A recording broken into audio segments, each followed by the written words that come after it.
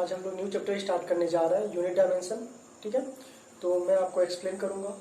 ठीक है, कुछ इंपॉर्टेंट पॉइंट समझाऊंगा, आप उस इंपॉर्टेंट पॉइंट को समझिएगा और उसको नोट कीजिएगा। ठीक है, उसके बाद उससे रिलेटेड हम लोग न्यूमेरिकल भी सॉल्व करेंगे। तो चलिए चैप्टर स्टार्ट किया जाए।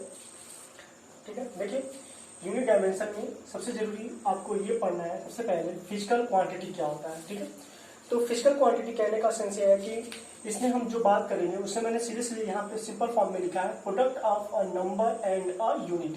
मान लीजिए कोई क्वांटिटी है, जैसे हम लोग डिस्टेंस वाली बात कर देते हैं।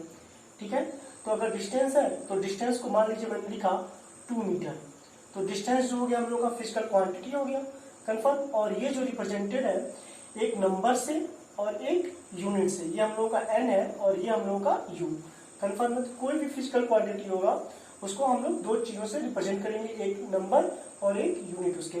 ठीक है, तो ये पॉइंट आपको ध्यान देना है। ठीक है, कोई भी फिजिकल क्वांटिटी वो हम लोगों का नंबर और यूनिट का प्रोडक्ट होगा, कंफर्म। जैसे डिस्टेंस, तो डिस्टेंस मैंने लिखा 2 मीटर, देखिए 2 मीटर, तो 2 नंबर हो गया और मीटर उसका यूनिट हो गया, कंफर्म। तो आइए हम टाइप की बात करते हैं, टाइप ऑफ फिजिकल क्वांटिटी। तो सबसे पहले देखिए हम रेशियो फिजिकल क्वांटिटी की बात करें। जैसे मान लीजिए, पहले आप इसको समझिए, जैसे मान लीजिए मैंने बोला कि रिलेटिव डेंसिटी, तो रिलेटिव डेंसिटी, तो देखिए मैंने यहाँ पे मेंशन किया है object density upon water density at 4 degree Celsius, confirm है। तो ये भी डेंसिटी है और ये भी डेंसिटी, तो डेंसिटी का डेंसिटी जो यूनिट लिखा जाएगा, यूनिट से यूनिट इसका कैंसिल आउट हो जाएगा, कंफर्म। फिर देखिए मैंने रिफ्रैक्टिव इंडेक्स की बात किया, तो रिफ्रैक्टिव इंडेक्स के लिए आप जिसमें यहाँ पे लिखा लाइट स्पीड इन वैक्यूम, इसके लिए भी हम मीटर पर सेकेंड लिखेंगे, और लाइट स्पीड इन मीडियम, इसके लिए भी मीटर पर सेकेंड ही लिखेंगे क्योंकि स्पीड है। ठीक है, तो दोनों का यूनिट कैंसिल आउट हो जाएगा, कंफर्म। तो ये भी हम लोग का यूनिट लेस होगा। थर्ड पॉइंट, स्ट्रेन वाली बात किया, example change in dimension upon original dimension. मान लीजिए लेंथ था जो चेंजिंग में हुआ और डायमेंशन जो हम लोग का ओरिजिनल था, कंफर्म है। तो यहाँ पे भी देखिए L/0, ये भी हम लोगों का यूनिट लेस आ जाएगा, कंफर्म। तो इस पॉइंट पे आपको ये बात ध्यान देना है, ठीक है, कि जो हम लोग का रेशियो फिजिकल क्वांटिटी की बात कर रहे हैं उसमें हम लोग ये बात ध्यान देंगे कि इट हैज नो यूनिट, मतलब रेशियो फिजिकल क्वांटिटी में जो बात करते हैं इसका कोई यूनिट नहीं होता, ये डायमेंशन यूनिट लेस होगा, कंफर्म है। अब आइए एक एक्सेप्शनल केस है, जैसे मान लीजिए हम एंगल की बात करते हैं। ठीक है, एक्सेप्शनल केस इसको हमेशा याद रखिएगा। जैसे मान लीजिए मैंने एंगल की बात किया, तो एंगल के लिए मैंने लिखा आर्क अपॉन रेडियस, आर्क भी लेंथ है, ठीक है, और रेडियस भी हम लोगों का लेंथ है। तो इस पॉइंट पे आपको ध्यान देना है कि जो आर्क है वो भी लेंथ और जो रेडियस है वो भी लेंथ, तो ratio of two similar quantity but it has unit degree or radian, तो ये एक्सेप्शनल हो गया। क्यों? क्योंकि आर्क भी लेंथ और रेडियस, ठीक है, ratio of two similar quantity, ये क्या है, ये भी एल और ये भी एल, सिमिलर क्वांटिटी का रेशियो है, लेकिन फिर भी इसके पास इट हैज यूनिट, क्या क्या, डिग्री या फिर रेडियन, क्योंकि एंगल को हम लोग डिग्री या फिर रेडियन से रिप्रेजेंट करते हैं, कंफर्म है। Third point, second point, scalar quantity की बात कर रहे हैं। ठीक है, तो देखिए स्केलर क्वांटिटी में हम जानते हैं कि ओनली मैग्नीट्यूड नो डायरेक्शन, ठीक है, कोई भी क्वांटिटी जिसमें केवल मैग्नीट्यूड हो, डायरेक्शन ना हो, जैसे डिस्टेंस वाली बात। तो अगर डिस्टेंस की बात करते हैं, मान लीजिए मैंने 2 मीटर लिखा, तो ठीक है, तो ये 2 मीटर कहीं भी हो सकता है, ठीक है, नॉर्थ ईस्ट साउथ वेस्ट कहीं भी, लेकिन इसमें डायरेक्शन वाली बात नहीं दिया, इसलिए ये क्या हम लोग का स्केलर क्वांटिटी। और वेक्टर की बात करें तो वेक्टर में दोनों होता है, बोथ मैग्नीट्यूड एंड डायरेक्शन। जैसे हम डिस्प्लेसमेंट की बात करते हैं, ठीक है, तो मान लीजिए हम लोग का नॉर्थ साउथ ईस्ट और वेस्ट वाली बात, तो अगर मैं ये बोलूं कि 2 मीटर ईस्ट, कंफर्म है, तो ये हम लोग का डिस्प्लेसमेंट हो जाएगा। फोर्स भी वेक्टर है, कंफर्म है, यानी कोई भी क्वांटिटी जिसमें मैग्नीट्यूड और डायरेक्शन दोनों हो उसको हम लोग वेक्टर क्वांटिटी बोलते हैं, कंफर्म। अब आइए एक टेंसर क्वांटिटी, ये काफी इंपॉर्टेंट है, इसको याद रखिएगा, ठीक है, हमेशा।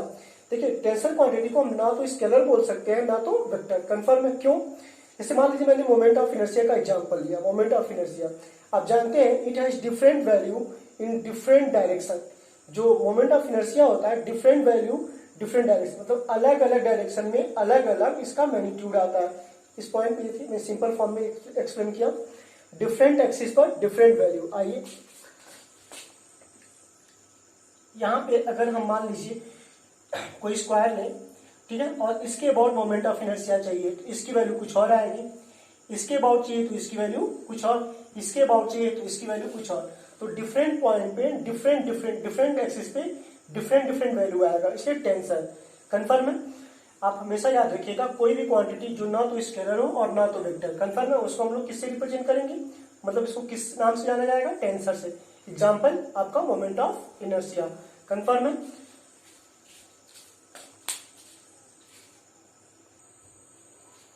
देखिए हम लोग बात करेंगे फंडामेंटल क्वांटिटीज का और उनके यूनिट का। कंफर्म है? Fundamental quantities and their unit. Confirm है? तो सबसे पहले आपके दिमाग में ये चलना चाहिए कि जो फंडामेंटल क्वांटिटी होता है, these quantities are independent of one another. Confirm है? मतलब ये जो क्वांटिटी होता है एक दूसरे से इंडिपेंडेंट होता है, एक दूसरे के साथ इसका रिलेशन नहीं शो कर। जैसे मान लीजिए मैं यहाँ पे लिख दूं 2 मीटर प्लस 1 सेकेंड। कंफर्म है? तो हम लोग इसको ऐड नहीं कर सकते। कंफर्म है? क्योंकि ये मीटर लेंथ है और ये हमारा सेकेंड, तो एक दूसरे से ये क्या है, इंडिपेंडेंट है। कंफर्म? जैसे मान लीजिए मैं ये लिख दूं कि 1 kg प्लस 2 मीटर। कंफर्म? तो हम इसको भी ऐड नहीं कर सकते, तो ये एक दूसरे से क्या हो गया, इंडिपेंडेंट हो गया। तो आपको नोटिस करना चाहिए कि कभी भी हम लेंथ में टाइम को ऐड नहीं कर सकते, मास में मीटर को ऐड नहीं कर सकते। तो ये दोनों क्वांटिटी एक दूसरे से क्या है, इंडिपेंडेंट है। ऐसे ही ये 7 क्वांटिटी जो यहाँ पे लिखी गई है, कंफर्म है, ये एक दूसरे से क्या इंडिपेंडेंट है। जैसे लेंथ, ठीक है, इसको हम लोग फंडामेंटल क्वांटिटी बोलते हैं। Length, mass, time, current, temperature, amount of substance और ल्यूमिनियस इंटेंसिटी, ये इनका यूनिट।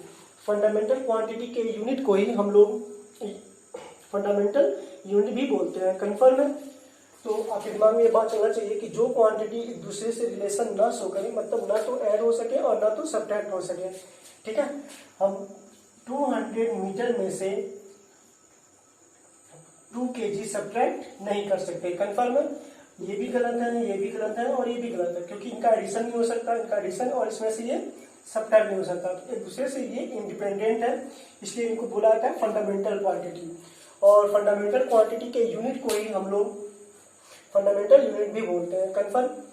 तो अब आइए हम लोग बात करने जा रहे हैं डिराइव्ड क्वांटिटी का और डिराइव्ड यूनिट का, ठीक है। तो इसे डिराइव्ड क्वांटिटी, सपोज करिए कि हमने लिखा स्पीड, ठीक है, हमने लिखा स्पीड। तो स्पीड के लिए हम लोग पढ़ते हैं डिस्टेंस अपॉन टाइम।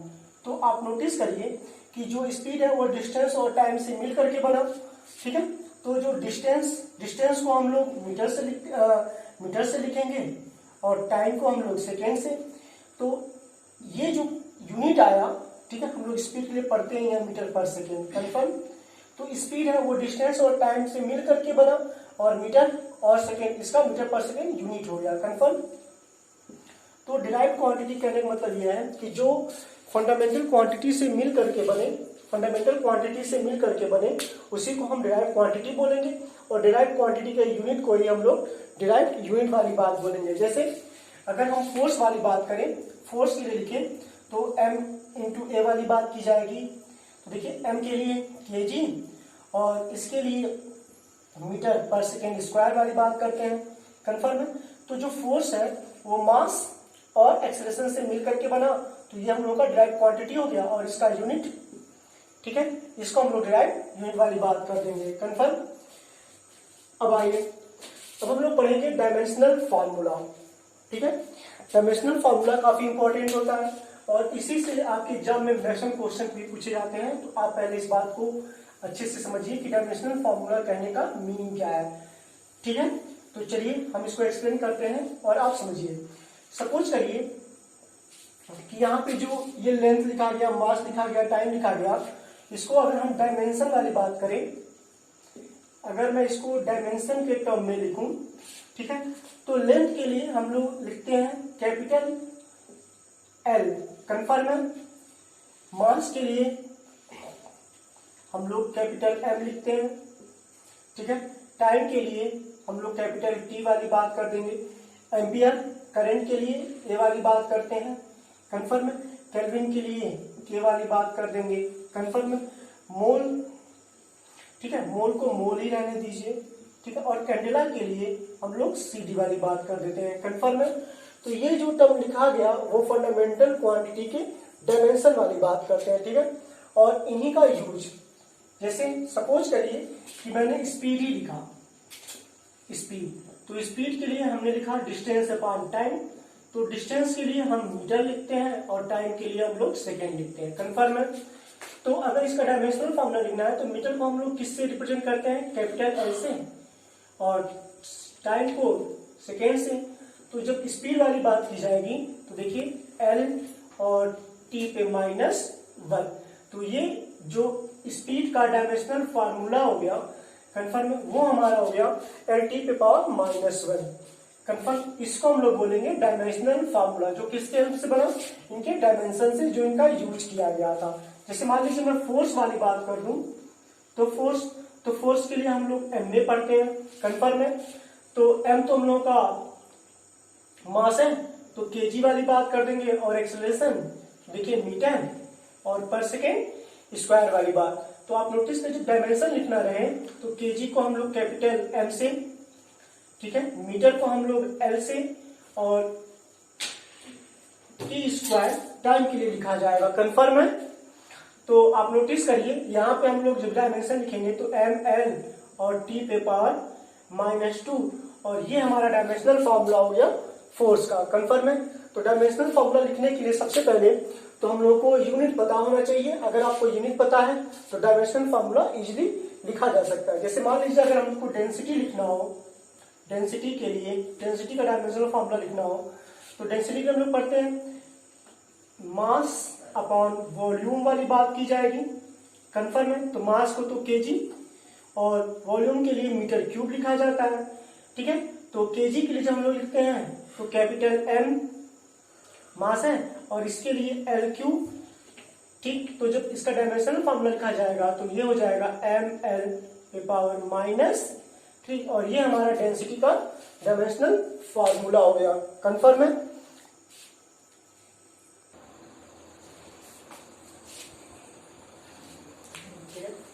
देखिए अब कुछ इंपॉर्टेंट पॉइंट डिस्कस किया जाए। कंफर्म।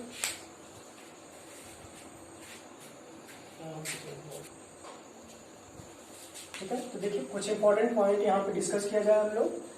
कंफर्म है। तो आप इसको अच्छे से समझने की कोशिश करिए क्योंकि काफी इंपॉर्टेंट पॉइंट है। फर्स्ट पॉइंट, इसको डायरेक्टली आपको ऐसे ही नोट करना है और मैं इसको एक्सप्लेन कर रहा हूँ। ठीक है। तो जैसे फर्स्ट पॉइंट मैंने लिखा distance travel in nth second has the dimension of velocity. Confirm. यानी जो हम लोग फॉर्मूला पढ़ते हैं, देखिए मैं यहाँ पे एक्सप्लेन करने जा रहा हूँ। तो जैसे हम लोग एसएम के लिए पढ़ा जाता है u plus half g 2n-1, यहाँ पे a लिख दीजिए तो अच्छा रहेगा। कंफर्म है। तो एसएम के लिए हम लोग लिखे u plus half a 2n-1 distance travelling nth second का फॉर्मूला है। ठीक है। Distance travel in nth second. Confirm है। तो ये उसका फॉर्मूला लिखा गया। तो आपको नोटिस करना चाहिए कि अगर मैं इसके यूनिट की बात करूं, देखिए इसके लिए हम लोग लिखते हैं मीटर पर सेकेंड। कंफर्म है।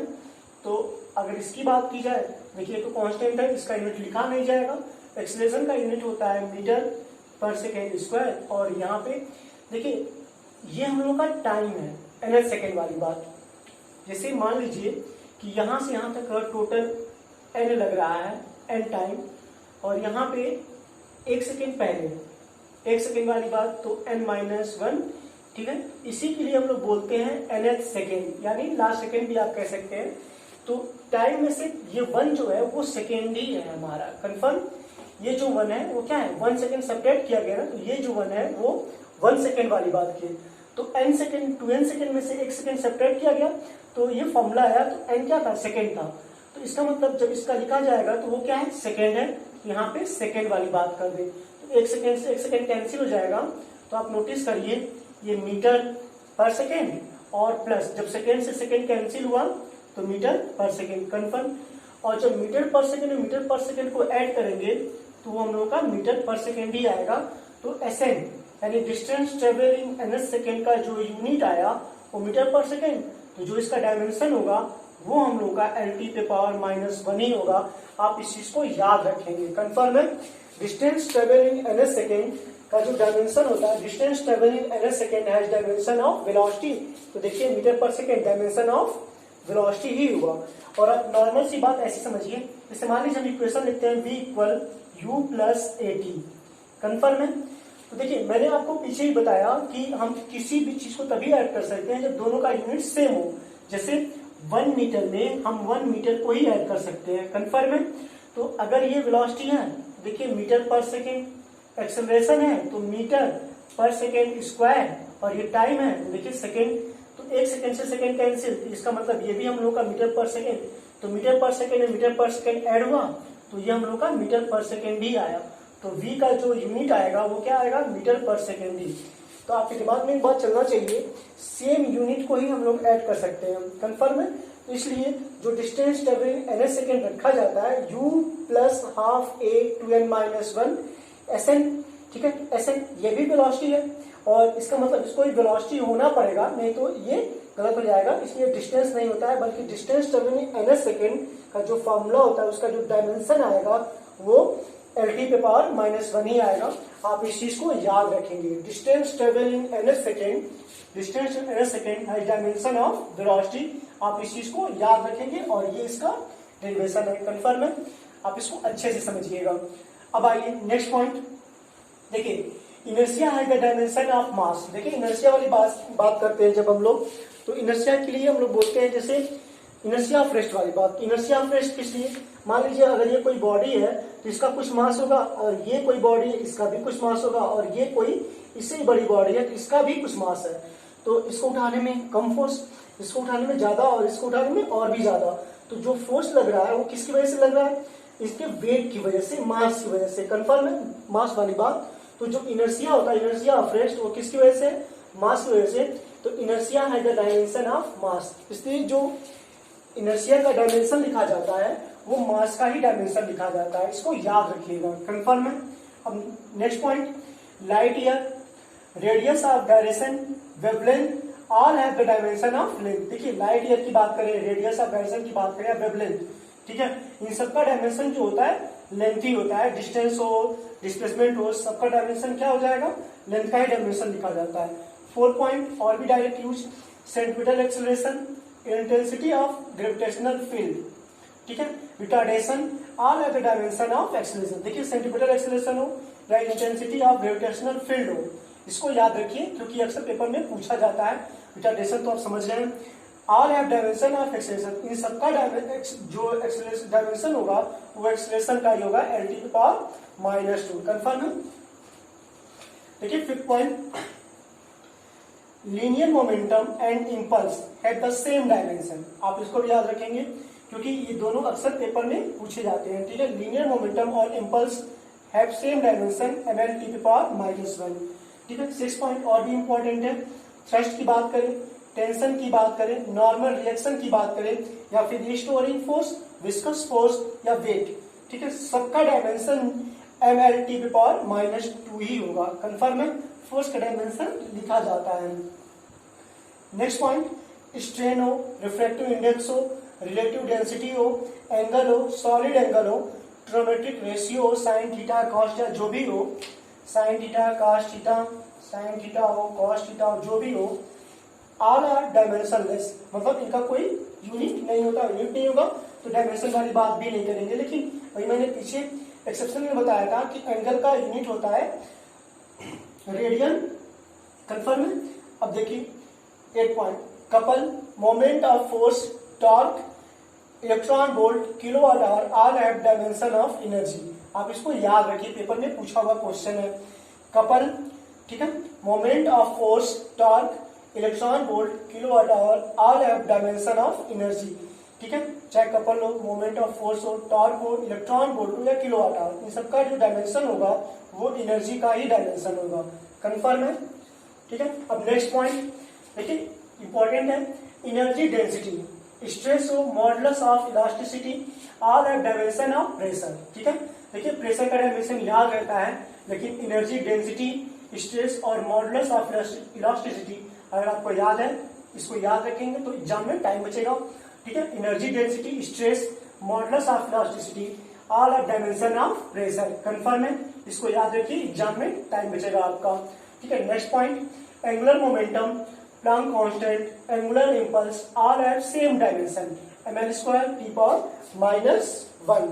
कंफर्म है? एंगुलर मोमेंटम हो, प्लांक कांस्टेंट हो, एंगुलर इंपल्स हो, इन सबका डायमेंशन सेम होता है, ml square T power -2. Confirm. Next point, latent heat and gravitational potential. ठीक है, latent heat and gravitational potential have the same dimension, l square T power -2. इस point को आप याद रखेंगे. कंफर्म. इसको अच्छे से समझिए और इसको नोट कीजिए. ठीक है, ठीक है. तो देखिए हम लोग नेक्स्ट इंपॉर्टेंट पॉइंट डिस्कस करते हैं. कंफर्म है? तो आप पहले इसको अच्छे से समझिए. देखिए मैंने लिखा है थर्मल कैपेसिटी और heat capacity, entropy and Boltzmann constant, gas constant have same dimension, ml square T power -2 के पावर -1. इन सबका डायमेंशन जो होता है सेम होता है. थर्मल कैपेसिटी का, ठीक है, हीट कैपेसिटी, एंट्रोपी का, बोल्ट्जमान कांस्टेंट का और गैस कांस्टेंट का डायमेंशन सेम होगा, ml स्क्वायर टी पावर -2 के पावर -1. कंफर्म है? नेक्स्ट पॉइंट इंपॉर्टेंट है, इसको ध्यान दीजिए. डायमेंशन ऑफ लीनियर, ठीक है, लीनियर बोले, सुपरफिशियल बोले या क्यूबिकल बोले, expansion and temperature coefficient of resistance R same. Confirm.